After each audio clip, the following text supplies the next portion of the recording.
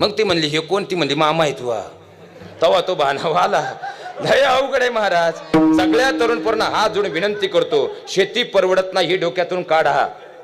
काय झालंय महाराज, 15,000 ज्याला पगार आहे तो सुखी आहे आणि आमच्या शेतीच्या 15 लाख येऊ नये आम्ही दुःखी आहे. याचं कारण आहे 15,000 पगारावाल्याच्या 15,000चं नियोजन आहे. आमच्याकडे 15 लाख येऊ नये आमचं नियोजन नाही म्हणून आम्ही माग आहे. हे सगळ्यात मोठी वास्तवता आहे. बरं मला सांगा, नगरचा शेतकरी कमी आहे का महाराज? आता पाण्याची सोय आपल्याकडं आहे. आता आपल्याकडे महत्वाची पिकं कांदा. आता कांद्याला तुमच्याकडे क्षेत्रफळ, कारण नगरचं जेवढं क्षेत्रफळ आहे तेवढं आमच्याकडे राहिलं नाही. आमच्याकडे मोठा शेतकरी 9-10 एकरचा, छोटा शेतकरी 1 एकरचा. तुमच्याकडं छोटा शेतकरी 10 एकरच्या आसपास आहे. बरं आता कांद्याचं पीक आहे, मला सांगा आता तुमच्याकडे लावगड 10 का 12 चालू होती? 10. मग तुमच्याकडे बरं होतं म्हणायचं. आता काढणीला 12-13 हजारावर जाणार आहे.